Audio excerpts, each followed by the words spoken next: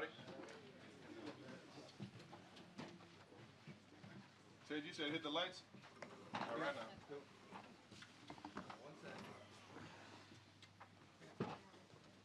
Thank you. Who is that, sparkling? I know it's still. Is that okay? Yes, it is just fine. Anything's appreciated. How you guys doing? All right, if you want to address one of the guys individually, just say his name. If not, we'll just let those guys pick it up. We'll start with Vahe. For Chris and for each of you guys, if you don't mind, could you just describe the feeling of arriving here and the sort of contrast between being tired and being excited, what that's like to be here now? The plane ride was amazing. We got to put the coaches on the back of the plane, and and they let us sit at the front, take up all the seats. So and I was able to sleep on the plane, get some rest. I started walking around, talking on the phone, and just landing here has been amazing, man. The people has been very, very, very opening to us being here, and I'm excited, man. We get to play Miami Dolphins in Germany internationally, bringing the game over here for more pub. I think it's been amazing, and I'm looking forward to Sunday.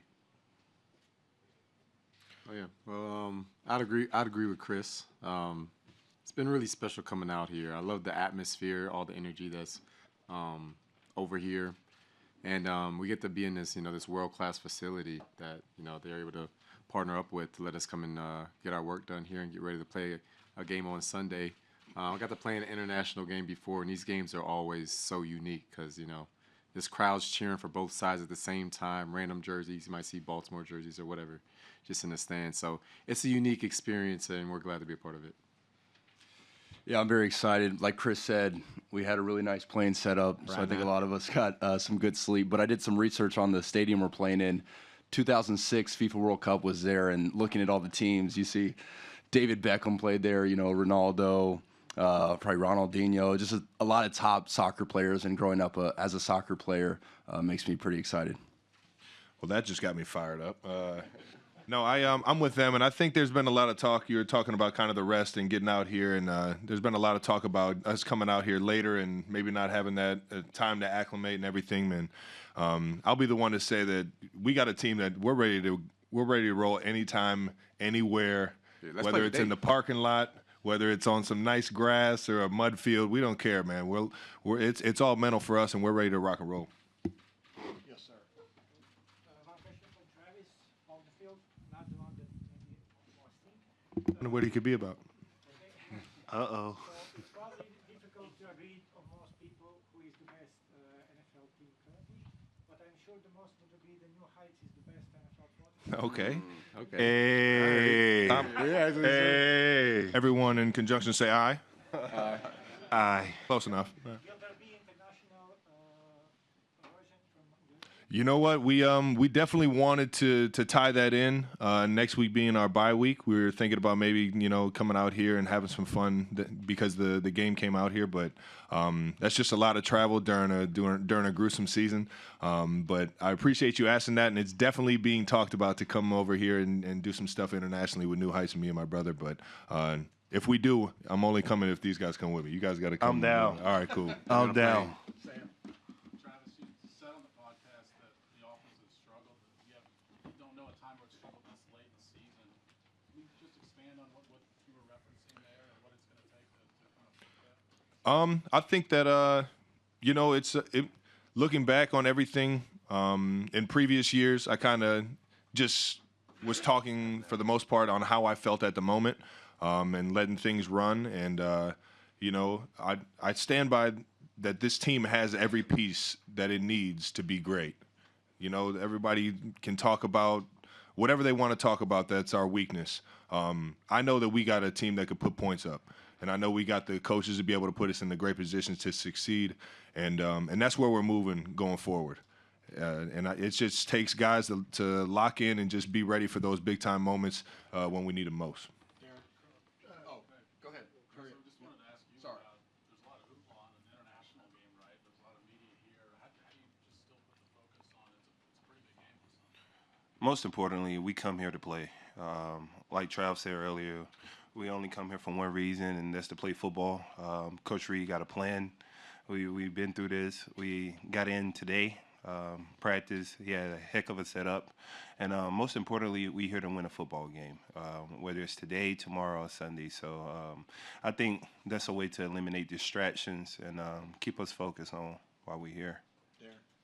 Travis, just following up, what would you attribute those drops throughout the season to? I mean, lack of focus, discipline. I mean, I've dropped a lot of footballs in my day, and it's unfortunate, but you know, you can attribute it to whatever you want. I like to take it right here and put it on me, to be able to focus and lock in and be able to make those plays. I think that, you know, having that leadership when I first came into the building, and hearing Coach Reed talk about, you know, how guys are you know, what's the recipe for a drop? You know, focus, you know, balance, you know, just there's a lot of different things that could go on.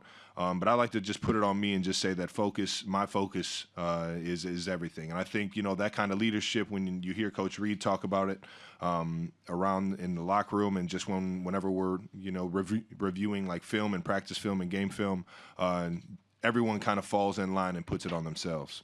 And then I know former teammate of three of you all, Tyreek Hill. You know, when you hear him say that you all are going to get the business, and I want to know from the defensive side of the football, how do you all take that? What type of challenges they're bringing, and what's it like facing Tyreek this upcoming weekend? You know, Tyreek is he's a funny guy, man. He's a fun guy. He likes to, you know, say his piece.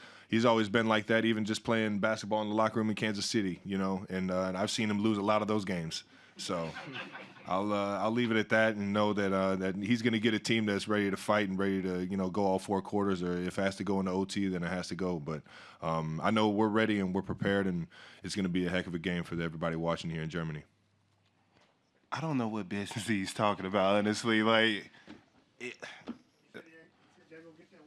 listen, man, we still got a game to play. As much as I love Tyreek, you know, sometimes we just talk a lot. We just talk, man. We just talk.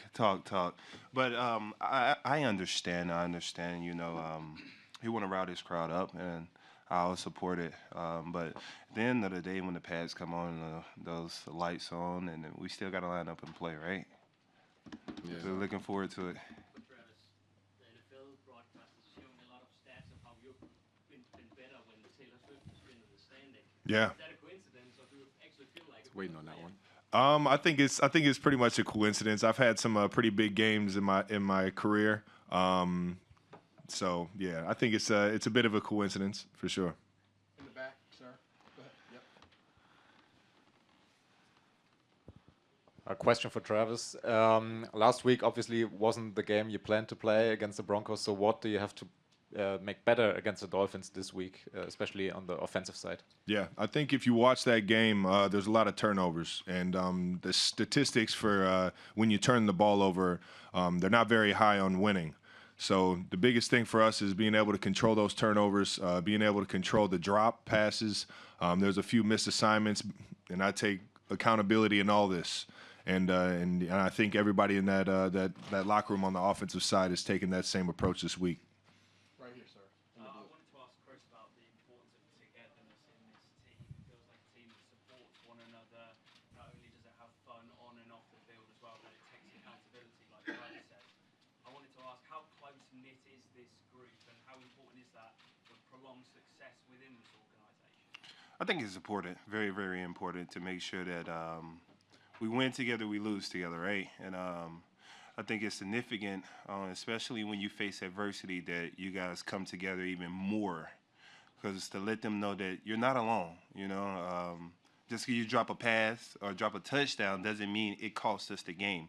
Maybe I missed a tackle, maybe I missed a sack in a critical moment, which if we could have got it, then we could have got off the field, you know, not put the offense in that position. So I think it's more so it's understanding and leadership, holding each one accountable, and making sure we support each other through adversity. All right, we only have time for a couple more, so just work with me right here, sir. First of all, congrats Travis on the podcast. That's crazy, the amount of people that listen to it here. That's crazy, man. I want to know from you guys, if you could pick two active NFL players, any of them, and put them together for them to do a podcast, who would you pick, Carling this place? Two active NFL players. Me and Travis Kelce. We'll go crazy, right? Harrison, I always wonder how you do it. It can happen that you are hardly needed throughout the entire game, and then in the last second, your field goal decides the game. How do you manage to stay focused? Yeah, that's a good question. I try to make every kick a big kick. So whether that's a practice kick or a first quarter extra point, if I can treat those kicks like they're big kicks, and when I do get to that field goal that might make the difference in a game, it's a routine kick that I'm used to, but it's never easy. But the more pressure I can put on myself, then when I finally do get to that big pressure-packed moment, everyone's like, man, how does he go out there and do it? Well, I'm used to that from practice, but it's a blessing to be able to play along these guys and on this stage and be able to go out there and do what I love. Harry. Harrison, do you still follow soccer? You call soccer, and do you have a favorite team or player, maybe even from Germany? I don't follow soccer really anymore. Football, American football has become my favorite sport, but I fell in love with soccer. I think it was 2004 Champions League, AC Milan and Liverpool. They went to penalty kicks. And back in the day, it was hard to watch soccer games, unless it was a big game on ESPN, you didn't really watch. So I fell in love with Liverpool, became a Gerrard fan. But obviously Bayern Munich's a great team.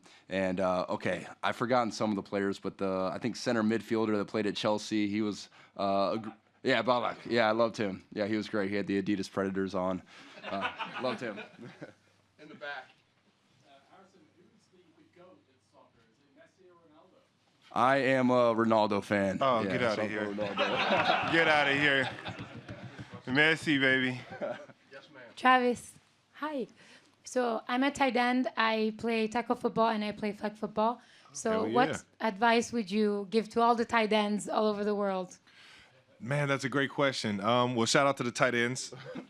Much love. It's the funnest position in the entire game.